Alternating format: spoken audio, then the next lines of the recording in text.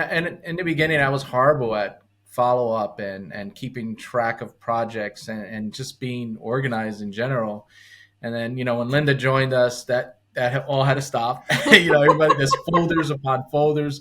I'm sitting at her desk now. There's like 20 folders sitting there, like all organized and neat. Welcome to the Gearheads and Gasoline podcast, where we dive into the high-octane world of market-leading shop owners, shop employees, and automotive enthusiasts from the aftermarket, restoration, performance, and racing industries.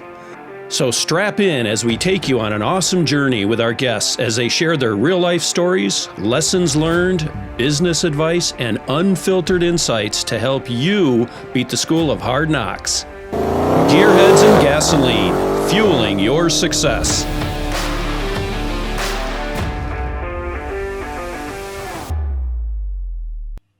Hello, everyone. I'm Barry Alt with Motorhead Digital, and my co-host is Annette Bauer with Annette Bauer Creative. How y'all doing? Welcome to the show. We're thrilled to have Gil Manji and Linda Nylon, co-owners of GCD Auto Studio, join the Gearheads and Gasoline podcast today. Gil and Linda opened Gil & Custom Design, a full-service auto interior shop offering stock and custom interiors as well as convertible and vinyl tops back in 2006. Been the dial ahead 13 years, and their vision of opening a shop that completed high-end builds from start to finish came to fruition with GCD Auto Studio. Gil is currently in charge of client acquisition and all marketing activities and assists in customer project designs. Linda grew up with a love of cars, the 1967 Camaro being her favorite. She has an extensive high-end retail background with a focus on management, store build-outs, and merchandising. We're pumped to have Gil and Linda on board, so let's dive in. Thanks for joining us, Gil and Linda. Thank you for having us. We typically like to start off with an icebreaker to kind of get our podcast rolling, and we like to start it out a little bit different. So we have a very kind of unusual question, and that is, what's your favorite drink? It's an old fashioned. That's awesome, because I just found those last year at SEMA, and I'm loving them. And Linda makes the best old fashioned. So. Nice. Good job. And what about you, Linda? Wine, anything wine related. Yeah, I noticed that on your, when you filled out our form, you said you enjoy wineries and breweries. I'm in the Finger Lakes area. We're just at the top of Canandaigua, north of Canandaigua Lake, Seneca Lake. Is there a lot of wineries in your area? Not as many as there are up there. I mean, but we have a couple places. We actually, our episode last night highlighted one of the ones. I actually had worked there. We helped them put together, a couple pieces for the spinoff that they're doing called Willow's Garage and Winery. It's actually like a 60s garage theme. So That's kind awesome. of that was obviously something I love doing. So Right? That's so awesome. Pretty cool. Have you ever been up in the Finger Lakes Yes. and checked out any wineries up here? Yeah, you're like 4 hours from me. Yeah, I forget what birthday it was. My mom took me up there. And we spent the weekend at the wineries, antique stores, and all that. Aw. Cool. Yeah, they're all over the place up here. Yeah, there's awesome. quite a few around here, I would say. Yeah, there's at least 10. Is it more wineries or distilleries? Is there more wineries or distilleries down there? Because the landscape here is wineries. The breweries are catching up. It just Yeah. seems like every week a new one's opening up. Which, oddly enough, our shop is in a former brewery. So. Really? Oh, is it really? Yeah. That's funny. We actually have a lot of both, right? So we have a lot of wineries. Obviously, we have Napa that's here. I'm in California. And we have a lot of like smaller breweries that are popping up and companies that are just doing some really cool stuff. I work with a company that does custom beers, which is super fun and super cool. I do that for a client of mine. So essentially they have like a variety of different beers that they produce, that they make.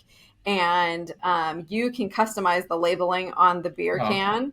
So we've worked with some of our clients to create some actually super cool designs and really cool things that go on those to help them with like events or different promotions that they're doing for their company. So I absolutely love when, companies are able to say like, hey, we've got a really great product, but we really want to be able to customize it to your market so that you can use it and push, what that is. So that's awesome. Gearheads and gasoline brew. I see it now. Yeah. So So you can private label it, which is nice. That's pretty cool. yeah, Yeah, exactly. Yeah. cool. Well, let's get started. Wanted to ask some questions about how you got started. Want to understand, how did you both get into into auto interiors and then subsequently into auto restoration industry? What did you do before, Well, and how'd you get into that? well, I was in the marketing business. I was working for a company doing national media and advertising, and it was at the infancy stage of online marketing as well. So, and I was just there 10 years, and it just kind of I was miserable. It was such a horrible commute going to Jersey every day, and it was some new leadership took over. So, before I was given free reign, I can do whatever I want, and then this new regime came in, and there were rules, and I don't do good with rules and stuff. So, I don't think you can have too many restrictions when it comes to being creative in marketing. Right. The more restrictions you are, it kind of defeats the purpose of marketing. Absolutely. So um, there was some restructuring, and I had an opportunity to do the first round of buyouts, which is always the best round of buyouts. So if anybody's ever in that position, take the first shot at everything. Don't We're wait out of around. here. It doesn't get Yeah. better. My dad did that with Xerox years ago. Yes, I said I'm going to start something. I kind of dabbled in the upholstery business before with my brother, and that was a nightmare. So I was like, from my marketing experience, I was like, I'm going to do something. I wasn't 100% committed to doing automotive upholstery, but it just seemed like the most opportunity in that part of the automotive industry. There were a ton of body shops, a ton of mechanic shops. And typically, when you think of upholstery, it's usually one guy working on his own, sometimes at home in his own garage, or there wasn't a large upholstery company. So I figured the biggest opportunity for growth would be in the upholstery business. And I then love Linda had that. met someone who did upholstery. So I kind of, we took on that person, and then it just went out of control from there. That's awesome. I do custom truck builds and um, on a very small scale. But one of the things that I like doing is like the interior, right? And just like you said, like I think we have maybe two upholstery places in our region, and one of them is doesn't have the best reputation, and the other one is just slam packed. So, like, I think that's awesome that you guys picked in on something that you knew you could grow in and that you were really aware, excuse me, of a niche in your industry. Yeah. And then What Linda was involved in the beginning, but as we grew, she became more and more involved. I kind of tricked her into coming in. I can say, echoing what Annette said, Motorhead Digital, we follow a lot of shops. We want to see what's happening, and there's not a lot of interior only shops that we follow. They're few and far between, especially ones that are really doing high quality stuff. They actually have a team. They're not just one person, right? But I wanted to ask, what pushed you into doing full builds and everything? What was really uh, the the reasoning for doing that? Because it's a totally different, adding fabrication and paint and everything. It's a big move. Yeah. I mean, it was the clients, right? Well, yeah. So the problem is that, there's no place that does everything. So, and you have one interior place, you have one person that does body and paint, you have one person that does mechanical. So your car is traveling from place to place to place. We're usually the last people to get it. And by then the customers are frustrated. They're just done. They're pushing us to get it done faster, because they're ready to just have it done, which, clearly the interiors are quite complicated. And the general consensus was it would be nice if, there was just one place to bring a car and have everything done. And I don't have to transport it all over the place. I can come and see it. So this is kind of what pushed us to do everything. Yeah. And it was basically, it was only a handful of clients, it was like, I think mainly two clients were pushing us in that direction. So Yeah. I think the original intention was just to do a few cars for a few people, and that didn't last long. So And then it grew, right? Open Pandora's box and like yeah, keep going, right? Hey, that's a great thing. Like, especially when, it's kind of like, oh, well, we're going to try it and see how it kind of plays out. And then it just happens to like steamroll. Like, you're all, yes, let's ride this train. yeah. And then Is we started attracting, like, because Linda dealing with the clients, they found a person who would listen to them and understand what's going on, and then we started attracting these cars that were half built and coming from other shops, and then it was almost like an orphanage opened up, and it was just all these. Well, I don't like when people get taken Yeah, advantage of. Yeah. That's So awesome. I'm one of those people that I want to make sure that somebody has what they deserve to have and be able to enjoy it. And I wasn't seeing that. And growing up with a single mother, I know that she was taken advantage of quite a lot. Yeah. And I make it my mission to make sure that that doesn't happen. I love So that. that's why we end up with a lot of these rescues, yeah, so to speak. I love that. That's awesome. I work with a lot of shops and I've heard lots of horror stories of shops taking cars in, taking people's money, and then they get put in the back lot for months Yes. on end. And the owner's like, what are you doing? Right? Yeah. You took my money and you parked it, right? Mhm. You're better off saying, look, I can't work on your project for 2 years now. yeah, We have a client that's out 2-3 years. yeah. Yeah, and we find that if you tell the client, hey, listen, we're not going to get to it this year, they wait because they want it done the right way. Right. And you're being transparent with them and you're communicating with them. You're not just like dismissing what is valuable to them. Yeah. Yeah. So let's ask regarding that. You've grown your business. You went from interiors to full builds to pretty much doing every part of a build. Um, is there any point that you felt like you made it personally and professionally, especially within the business? Is there any point where you, hey, we got this, and you got an awesome shop there. You made a comment about building a bigger shop. With success and growth comes that kind of ability. Yeah, I don't think we're there yet. I don't think we've made it. And I think once you have that, where you feel that way, then there's nothing else to go for. Right. So, I mean, we have a lot of work to do. We've only had the full build open for 4.5 years. 6 months in, we had COVID. Um, Wow.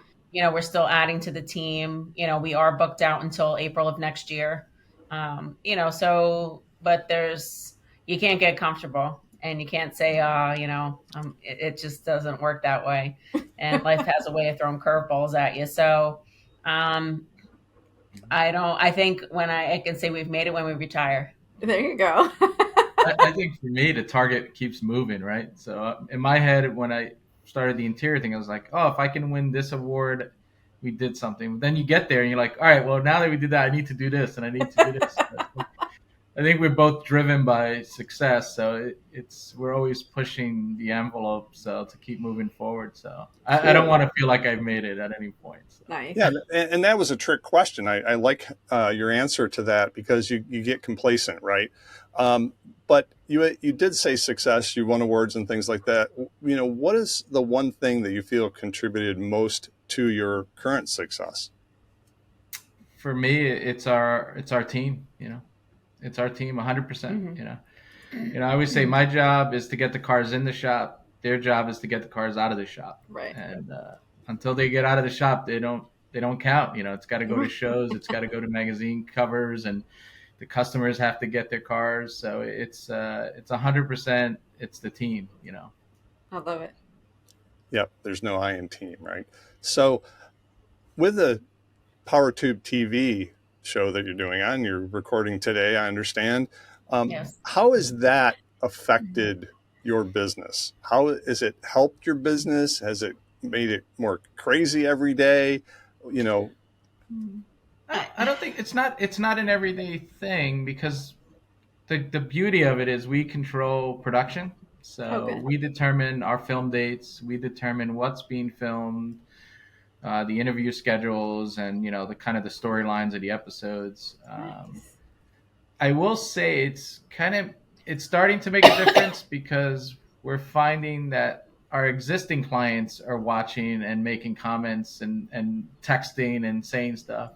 And then we have clients that have projects that are coming and asking if the project's going to be on the show. So I know it's we're only 9 episodes in, so I anticipate that growing to people who haven't experienced having a car here yet or haven't booked a car here yet. Will look at that as an opportunity to get their project viewed by more people. So it's been a positive from that perspective. It's interesting you say that about customers, because I have a shop here out south of Dansville, New York, that puts every one of their builds from the 35 years they've been in business on their website, and their customers love it. They share it all over the place. They say, check this out. Check out what RJ Cars did for us, things like that, right? So that's huge. Wanted to talk about challenges and opportunities. What are some of the biggest challenges you face with running a modern restoration shop? Well, I mean, you have to count on people to, show up, work, come in. Sometimes that's, things happen, life happens. But given the amount of work, sometimes you miss a day, it snowballs, and it kind of puts you behind the 8 ball a little bit. So I would say that's one of them. And obviously parts are another challenge. I mean, I ordered a transmission for a project that's here back in the first week in January, supposed to be in stock. Then all of a sudden it wasn't showing up. I looked and then it was on back order. And I'm like, you said it was in stock. I still haven't gotten it. So the Bronco's here, still don't have my transmission, but I have everything else. Right. So, those kinds of things are, just which I'm sure every builder has those challenges. Yeah, and off the heels of COVID, right? So like I do a lot of stuff in the performance racing industry, and we deal with that a lot when it comes to like parts attrition and just trying to, get, like shoot a rack of pistons, or even if we're looking at, custom pieces of the car, because we do a lot of like grudge stuff and a lot of no prep stuff. So for us, we kind of look at like, okay, how much time do we have to add on to allow for there being a delay of getting those parts before we will or won't make that race. Yeah, no, it's tough, I think the other challenge too is just timelines and moving projects along. When you have so many different projects going on, both on the build side and on the interior side, we probably have 6 going on each side separately, and it's just you reach a stopping point on one project, you kind of jump over to the other one, but then you still got to get back to that one. And then, I mean, some weeks it feels great, like you've done so much and you can see parts going on and seats going in. And other weeks you look and go, man, what did I do this week? You've made progress, but you just visually, it's not progress you can see. So that's the biggest challenge to me, is just getting through those weeks where it doesn't feel that way, and refocusing and going on to the next week. And then because really the payoff is when the car is finished and people see it, right? But there's so many months of work that the highs and lows of the relationship with that project. When it rolls out the door and you have a happy customer, right? What are we've seen a lot of shops working on dealing with those challenges by when a project comes in. A lot of the initial deposit is just for those parts. They may not even install for 6 to 8 months, but they get them ordered. Mm-hmm. And then there's challenges with team and things like that. What are you doing to address those challenges? What have you found works that we can tell our audience that they might not even have thought of? Well, before the project lands here, as soon as I book the spot and we know the parts that we need, I get the deposit for all the parts. We order everything and have it here. Nice. I don't like to bring a project in unless we have something to work on. I'm not a storage unit. Obviously you want to work on everything. So we make sure like the Bronco that's in, we ordered all the parts and everything's here except for this transmission still. With the Coyote motors here, there's a laundry list of things that we're doing to this. So many boxes. Yeah, but it's all here.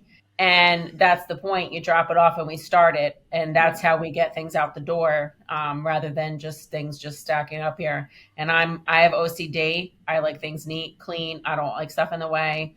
You're done with that box, throw it in the garbage. Like, so I'm very much, we got to get this done. So, Nice. so everything is already here ahead of time. And the timeline and what we're going to do when we're going to start is clearly communicated to the customer and to the guys, the team. Even on the upholstery side, we do that as well. The leather's here, the sound system's here, and then to speak to the other point, the challenge with personnel is, I think on both sides, the build side and the interior side, our team is comprised of individuals that have multiple talents. So if someone's out for a day, we have two other people that can weld. Nice. On the interior side, if someone's out, we have other people that can do fabrication, or we have three people that can get behind the sewing machine and stitch. Nice. So I think that's key too, is building a team that is well-rounded. I mean, they may not be the best at a particular task, but if you needed to make a few brackets or something like that, you have somebody else who can jump in and get. Oh, that's huge, because you're paying, you have that payroll, and you can't have people standing around either, right? Like, I don't have anything to do, but you have work. We don't have that here. No, you want to set that up so that doesn't happen, right? So you have the parts, you have the backups to the backups, right? That's the same way with parts. I'm assuming you have, this is my first go-to for a part, but I also have a second and a tertiary, right, where you can go if you can't get parts from your main supplier, right? Especially if it's a long wait. Yeah. Cool. I got one last question. What opportunities for this part? What opportunities do you see for your shop and other shops in 2024? The big picture of just the industry in general, I guess. For me, I think the opportunity is I think the builds are going in a different direction now. I think we've moved past the old stage of how to build a car, especially on the higher end. I think now with the chassis and everybody going with modern LT motors or LS motors, or now Ford has all these motors available, and even Mopar has all the motors available. So I think the opportunity is for builders in this industry to build cars that are more in tune with a modern car. Because I think that's the challenge, right? A lot of clientele that we have and other builders have are not true car people. Like if they had a carbureted motor, they try to start it, the battery goes dead, or they flood it out, the car's going to sit there, But that the client, the more novice client who just wants a beautiful car, will get into a car, turn the key, that fuel injection motor is going to start. They're going to drive that car. The suspension feels great. So it's going to be a more enjoyable experience. And I think with the advancement of the aftermarket, the part aftermarket and the chassis and everything that's available performance-wise, I think that's the opportunity in this industry, is to get away from the traditional car guy client and go more into the novice side. The client that has more disposable income, that wants that feel of the old, the look of the old car, but the feel of that, that modern car they drive.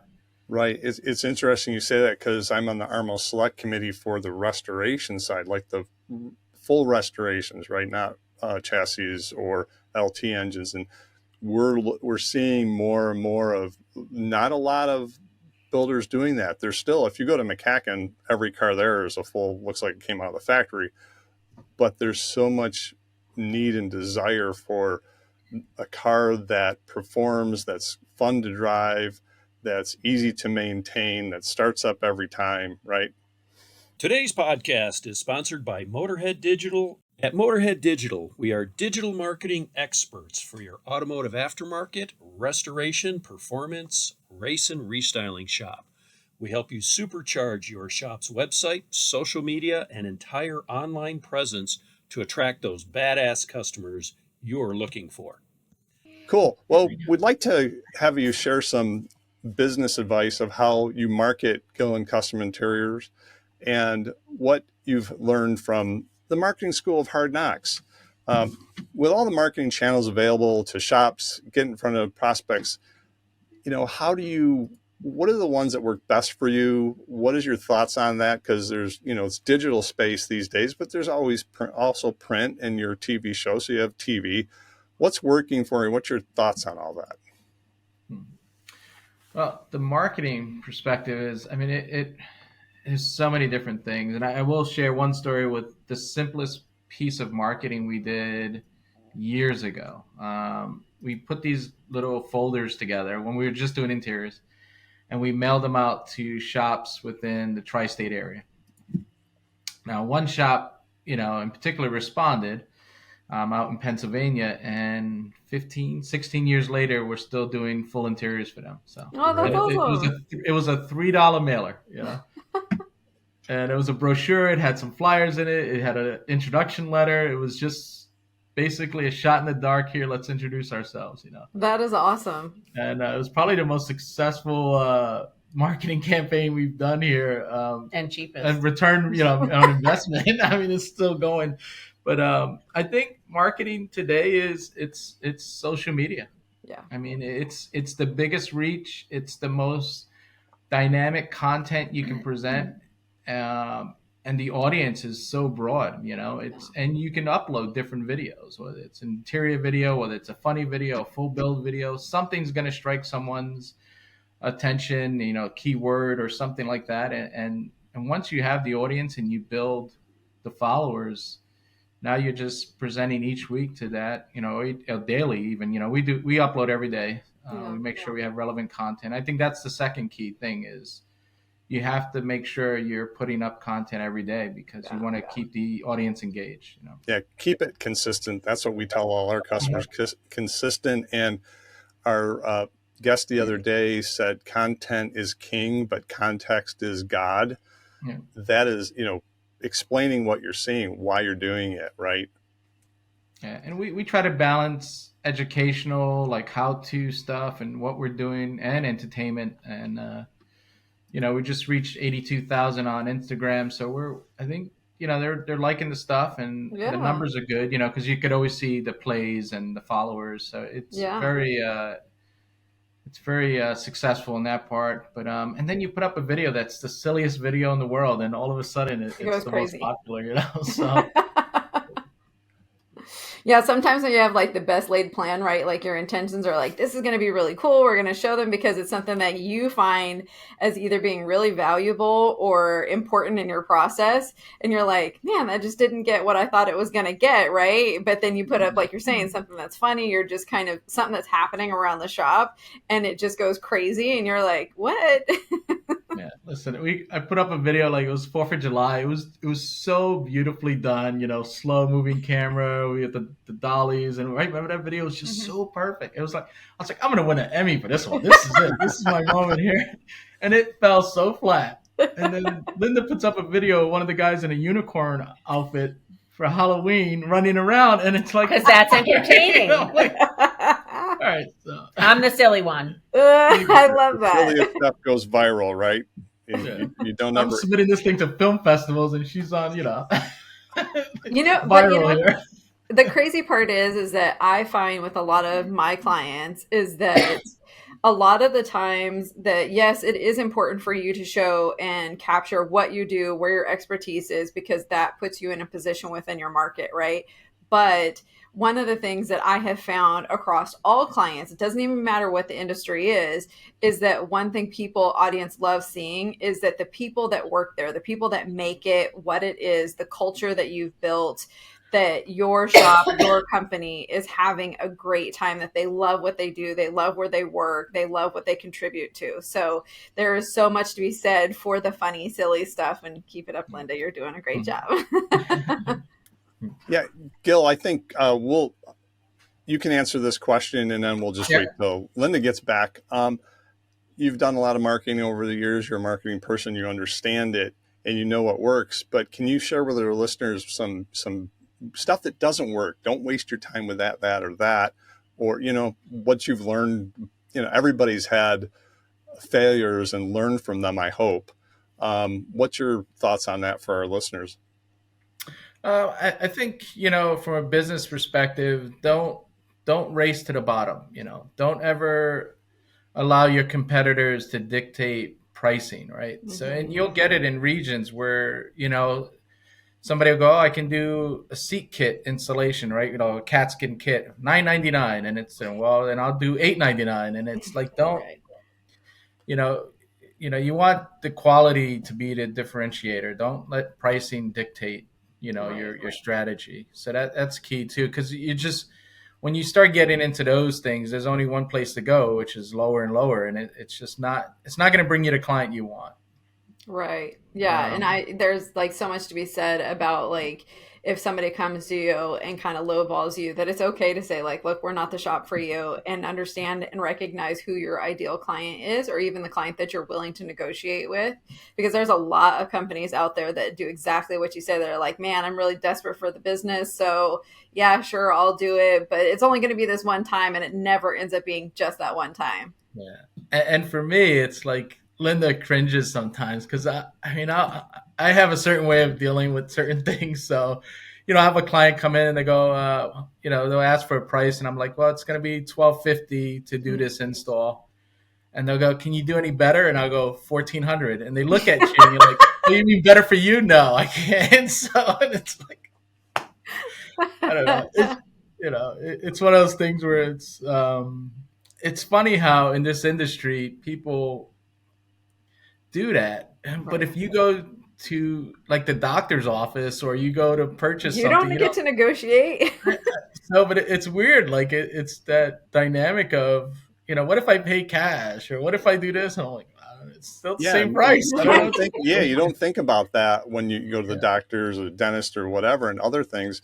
Um, what effect? With that said, you're doing a TV show and everything, and there's so many shows out there over the years. What have you had customers say? Well, how come you can't get it done in 3 months because of shows they've seen build a car in a week? Yeah. Yeah. I mean, that comes up, but there's two things they don't really understand when you watch those shows is that team is running 24/7. Yeah. The celebrities you see, they're only there for that, 1 hour show, and supposedly it's done in a week, but there's a whole team behind the scenes that's working on that Right. 24 hours a day. And then the other challenge too is I try to explain to the clients, you can't replace time, right? Time Right. is what it is. So on the full build side, we do the metal work, we go to a high build prime. We let that cure. We like to let it sit for a few weeks. We block it down, get all the gaps straight. We go to another high build prime. Hmm. Let that cure. We block it down. Then you go to jam it out. You make sure all your gaps are good, and then you go to paint. You let that sit. Then you start cutting and polishing. Well, that's 3 months right there. Yeah. And it's time. You can't replace that. You try to explain to them that, do you want to see sanding scratches underneath the clear? Do you want to look at it? Do you want to, what's the end result? And I Right. get, and the child, oh, I need it for, a particular car show. And I'm like, is that the last car show ever? There's never going to be another show. They've decided that's the last one ever. Right. It's like, do you want something that's going to be okay in 2 years, 6 years, 10 years, because when you rush through a process, you're going to sacrifice something. Right.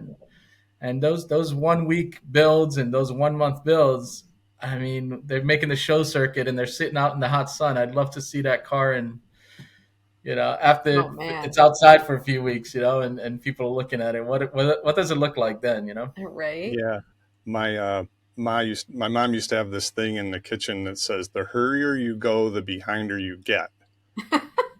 Yeah, So in this case, if you hurry, a year down the road, that car is going to be back, or even sooner, yeah, right? Because stuff Right. is starting to surface. yeah. And that was the challenge with the HBO show for Robert Downey. Was they came to us and they needed this full car built in a ridiculous timeline, and wasn't going to happen. Right. We would do it. We agreed to do it if we were able to do it at our pace, at the quality we wanted to put out. And well, for us, it wasn't a TV car. It was a build for Robert Downey. It was a '65 Corvette.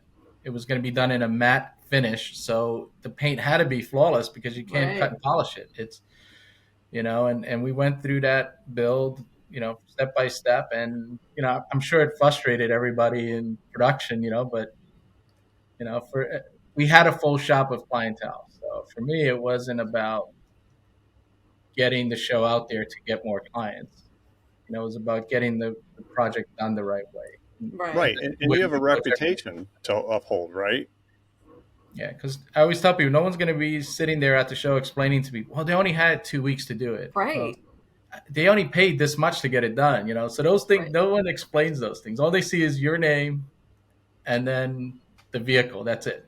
Yeah, that's actually a good point just in business in general, right? Like it's a good reminder because I think that it's really easy for people within the industry to pressure other people to do something, businesses. But just like you said, like they don't know what the backstory is because there isn't anybody there explaining what that timeline was or what the rush was or what it actually took. They're just seeing like, well, end product. And yeah, that was easy. So why can't you just, redo that? But it isn't just like that. Yeah, and I'll tell you, some things you look at, especially like SEMA and stuff. Like some stuff looks really good. It does look good, but what's under the surface there. Especially interior wise. How was it put together? Yeah. Well, Yeah. when you take that door panel off, what does it look like underneath?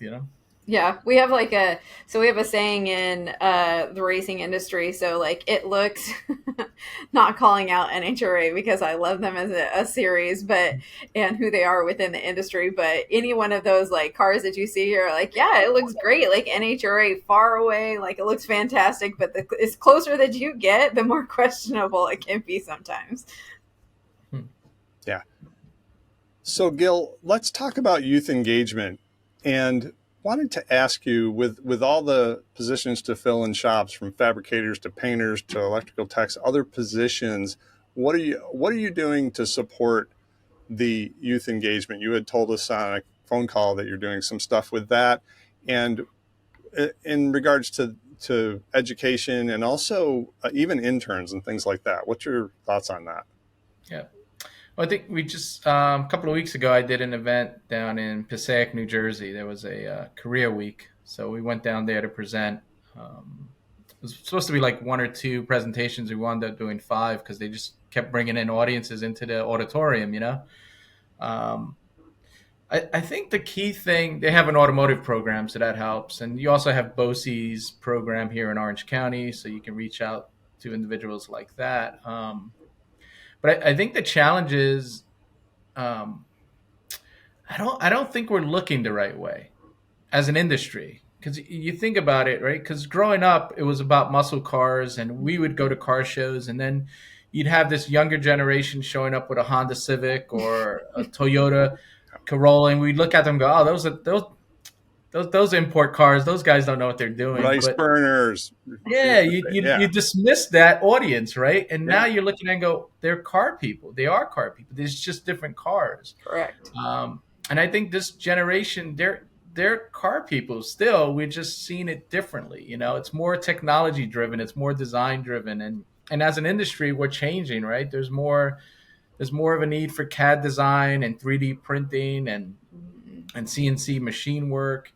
So those things we need to look at because that's a big gap in our industry right now, right? Especially even on the interior side, everything's is CAD design and 3D printed now. You can print the whole dash and door I panels. So saw a shot on, it was one of, I don't know what interior company, but they're you doing CNC stitching or something. They showed oh yeah, CNC yeah, design or yeah, whatever. digital stitching. Yeah, Digital stitching. I was like, I didn't even know that was a thing. But you had mentioned on our call about when you were at that event, when you started talking about the CAD and the 3D printing, a lot of ears perked up. yeah, yeah. Because it's computer. It's something they can relate to. Mm-hmm.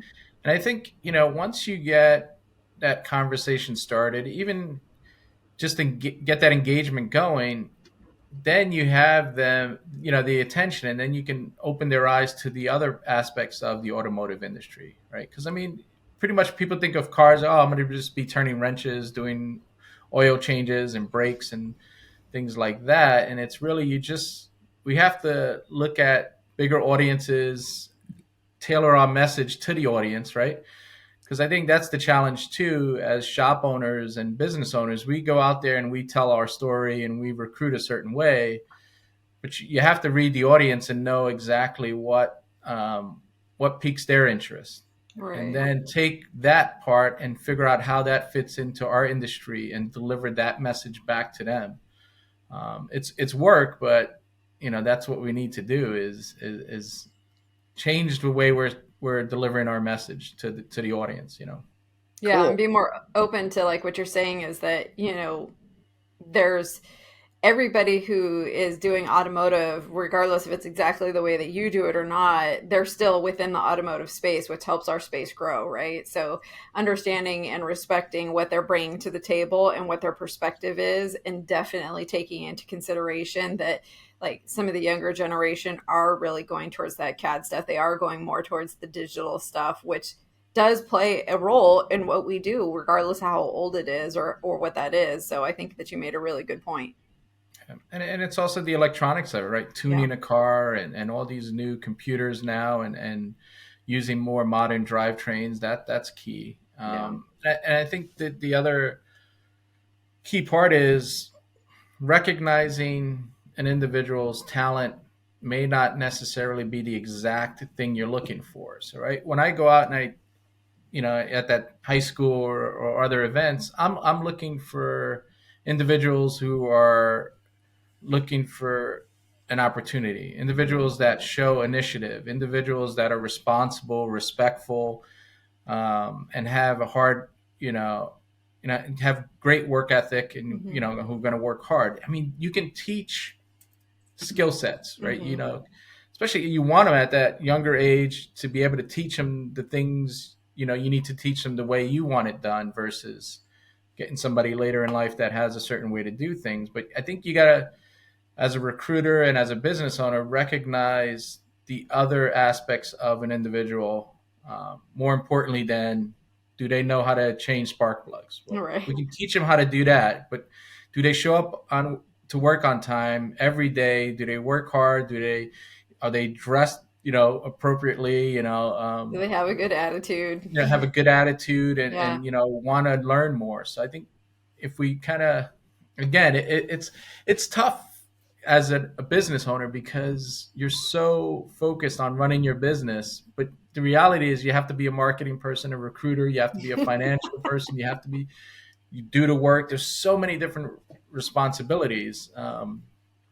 So that's the challenge too, is knowing what your best uh, used to do, like know your skill set and focus on that, and surround yourself with people who do those other things really well. Right.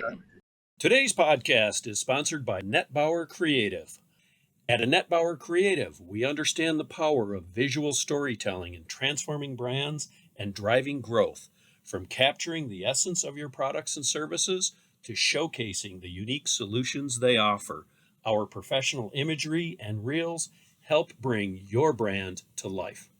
Yeah, you kind of, my next question was really about youth, and there's so many things out there where young people don't care about cars or getting their licenses later. But I think you kind of blew that out of the water, that myth, because you ended up doing 5 sessions. You had lots of people come in, lots of kids come into your sessions, so they're out there.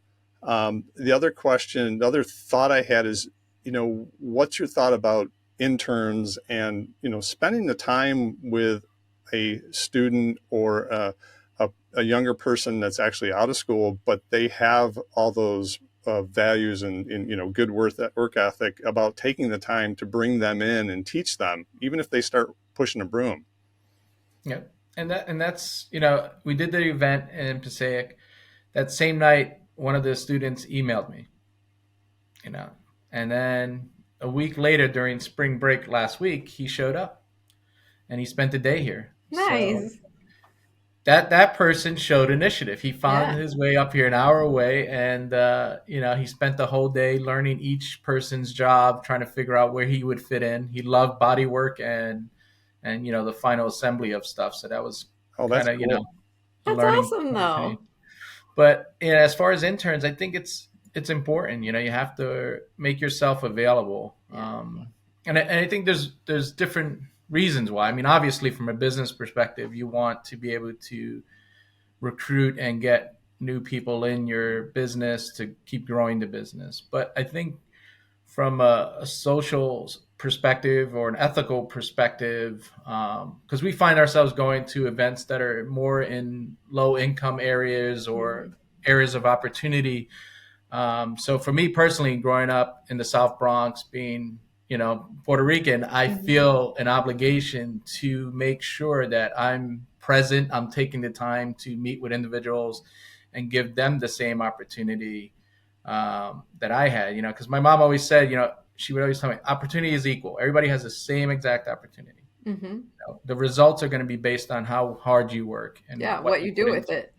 So, and I think us as adults and people who are, in a position to give back to our communities, it's key. A Yeah. lot of this youth is being lost because there's no one paying attention. There's no one involved.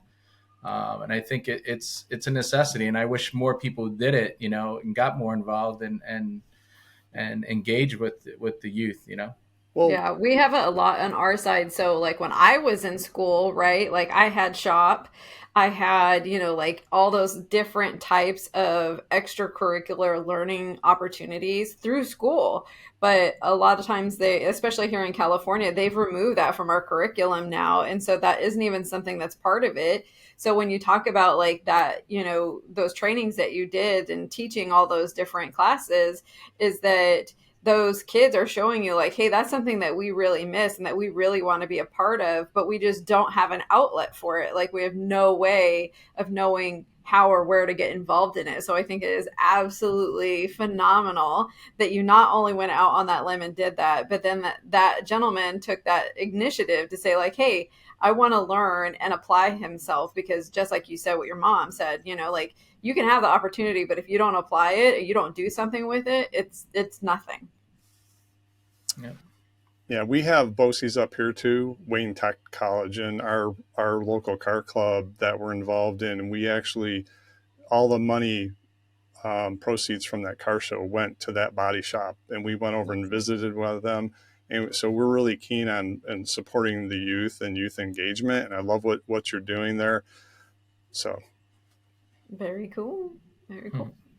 Well, kind of as we're moving through this, one of the questions that we always ask as we look at all the things that we've talked about, you've talked about a lot of great stuff. You've shared a lot of great knowledge. And we look at things like how can you, within the experience that you've gathered and learned over your years, help other people kind of avoid, making some of those mistakes. So if you were to look back at all the things that you guys have done, all the things that you've learned, what your experience is, what would your advice be to a younger you? Hmm. My advice would be, um, so many mistakes, but uh, the key thing is I wish in the beginning stages I was more organized and I was more um, conscious of pricing the right way, and I just felt like early on I I didn't set myself up for success. I kind of just took things as they came in Yeah. because I wanted to take jobs just to have jobs. I wish I was more selective. Yeah. Um, because I think somebody told me once, he goes, sometimes you make the most money on the jobs you don't take. All And right. so my advice would be is be patient, be selective. I know it's tough to do because you're just starting out. Right. Just look for the right projects to take on. Don't take on projects that you're going to get buried in just for the sake of having something in the shop. Yeah. And in the beginning, I was horrible at follow up and keeping track of projects and just being organized in general. And then when Linda joined us, that all had to stop. Everybody, there's folders upon folders. I'm sitting at her desk now, and there's like 20 folders sitting there, like all organized and neat. So I would say, the biggest, threat is disorganization and not being prepared in the beginning, because it's the most critical part. Yeah. It's just starting off in business, and if it's it could discourage you if you don't get a good start. So that's why when we launched the full build site, it went a lot smoother. Even COVID couldn't stop it, because we were so organized. That's awesome. And you don't know what you don't know, right? Like you said, when you're first starting out, like you're hungry for everything and you're excited about it. And surely every business owner has gone through this where they've, like, man, I'm just in it. Like I'm so in the middle of it, right? That you don't always stop to think like, I need to take the time to be Yeah. organized. I need to take the time to do those things. And for me, I was spoiled because when I was doing the marketing, um, I was at a higher level. So I was kind of like the idea person. And, I just like the fun stuff. That's what I get accused of all the time. Who likes to do the fun things? And there were other people that did the other stuff. So once I started my own business guess what? I got to do everything, even the stuff I don't enjoy doing. Yeah, like And books that's and another lesson. talking to accountants and lawyers, right? The Oh, boring stuff, yeah. right? Emails, voicemails, text messages. Like you can't escape nowadays. But so I would say that's the other piece of advice. Do the things you love, but sit down and do the things you may not necessarily enjoy doing because it's just as important. Trust me. Very true. Very, very true. Let's see here. Well, actually, I'll let Barry. I don't know if Barry has any other questions for you. I do not. Roll with it. Fantastic. Okay, so I know we're missing Linda, but I also know that you guys are under a time constraint, so we want to be very respectful of that. Typically, as we're kind of looking at how we wrap our podcast up, that we kind of do like let's go back over some of those tips and tricks and advice for our listeners and the audience, and like hone in on some of that advice. And some of the things that I heard you say that really kind of resonated with me was, like your things of just being selective, right? Like that really resonates with me. It resonates in my business. It resonates within our industry. And I think that that is incredible advice. Definitely being patient, but being organized, those are definitely some important things. And I love that you guys are so open to helping younger generations learn and actually get their hands involved to say, like, hey, come in and see what we do and where you would fit in if you even want to fit into it once you see it. So I just love that, that's something that you guys do as a shop and, as a culture. Yeah, I asked one question about success and how you felt, if you felt you made it, and you said you didn't feel you made it, and more because you don't want to get complacent, Mm-hmm. right? If you feel that like, hey, I got it, I'm here, we're good, then you tend to get complacent. You always want to be moving forward and looking at growth, and growth doesn't always mean more builds or more employees. It might be better builds or different cool things. Like there's a lot of EV stuff going on these days, right? Yeah. Yeah. And I think for me, it's people always say, what do you want, in this industry? And I always refer to it as the 3 R's for me personally. I want to be relevant, right? I want to do things that are relevant to our industry. Second is I want to be respected, right? So what I did was relevant. People respect what we've done. And then ultimately in the end, you want to be remembered, right? So those are the 3 R's. I want to be relevant. I want to be respected. I want to be remembered, because you look back in this industry, you think of, we speak of such high regard, like of Boyd Coddington and George Barris and like all these individuals that have done such great things, and they're very respected in our industry. Gene Winfield and these people we look at, even Chip Foose, like even guys still creating amazing things, and Dave Kindig, who just won the Riddler Award. I mean, Right? when we talk about these people, we hold them at such high regards because they do such relevant stuff, and they're respected in our industry, and those things are going to make a difference too. It's going to attract more people to our industry. Oh, absolutely. Yeah. And everybody has the vision of, I want to be there someday, right? I want to be like them, at least their stature and the respect they have, and even the level of builds they're doing, the amazing stuff, especially with the tech we have these days, right? And for me, watching TV early on, I used to watch, American Hot Rod and Boyd Coddington, Uh-huh. and I the thing I would enjoy the most was when the car went off to Gabe's to get the interior done. So maybe I always had this thing in my back of the head with the upholstery, and even to this day, I look at Gabe as he was the pioneer. You know, he Right. started like, you know, that industry at that level of building interiors. You know, these high end interiors. So, you know, and you know, it's the industry is so big, and there's people, you know, that we respect in so many different facets. You know, look at the roadster shop guys with their chassis, and the Ring brothers. I mean, there's so many different Totally. avenues you can, or Charlie Hutton with painting. You know, you look, Yeah. there's so many opportunities for people to stand out within this industry. You know, Yeah, they've just got to apply themselves and find what their niche is that they want to really exactly. Yeah. excel in. And yeah, 100%. Like, wow, you like throwback. I have not heard Boyd Coddington's name in like a super long time. So I appreciate that you know, gave him some props and kudos. And of course, we all love Kindig and we all love those guys who you just see some incredible, crazy builds come out, but stuff that like homage to the old days, you know, classic Yeah. cars. And but it says a lot like what you guys are doing. They're taking a lot of what that old stuff is and migrating it into like a modern day creature comforts, right? Like things that we want to be able to be reliable upon, that we don't have to take a big tool bag with us every time we take our car out, and just in case we break down, you know. Yeah.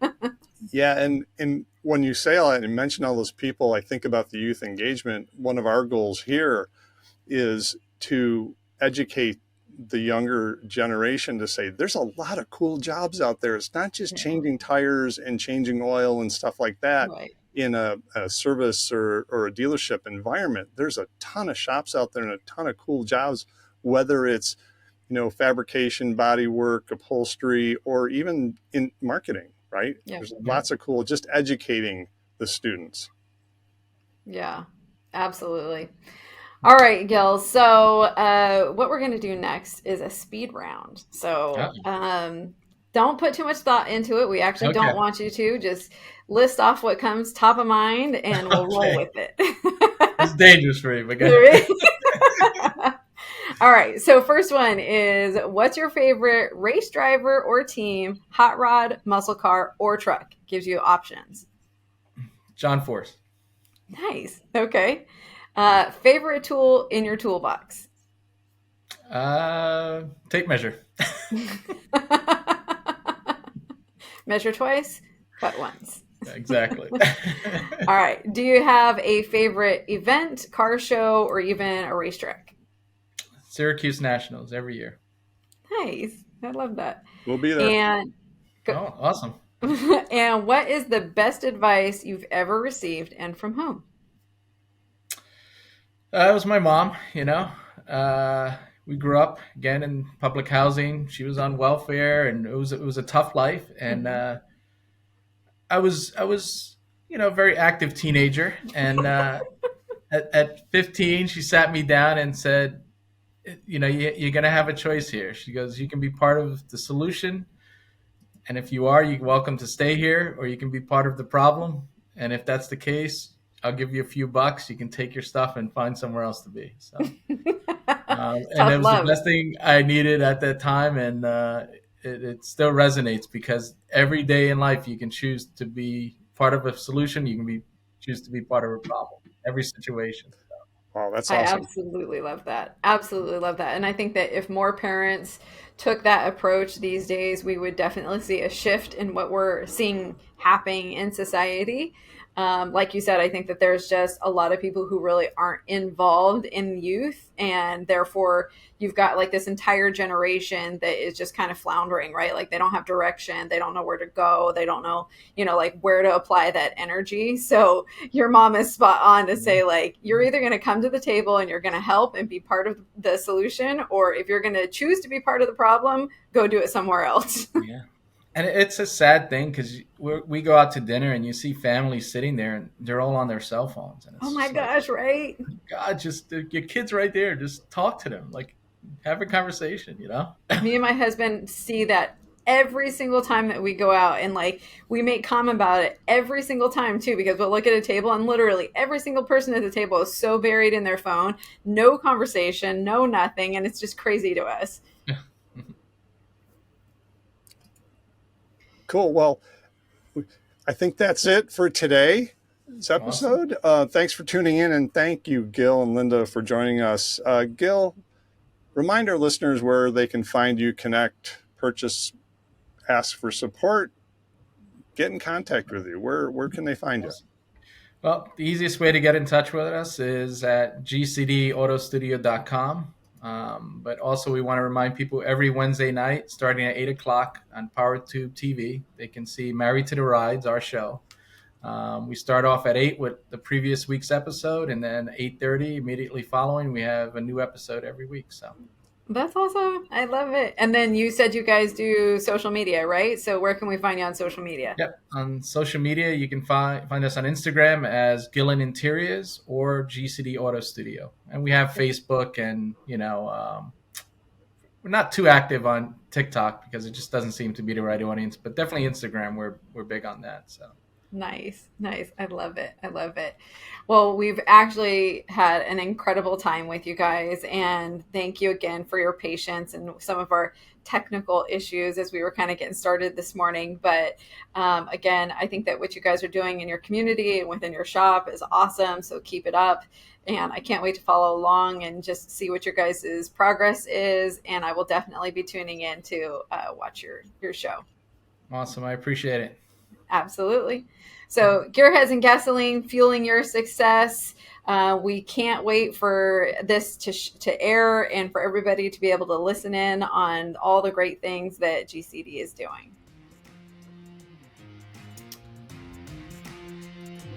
I think we know you don't want to miss an episode, so don't forget to smash that bell so that you get notified of every new episode. Click that like button, leave us a comment, and share with your people. And visit us repeatedly. We love it.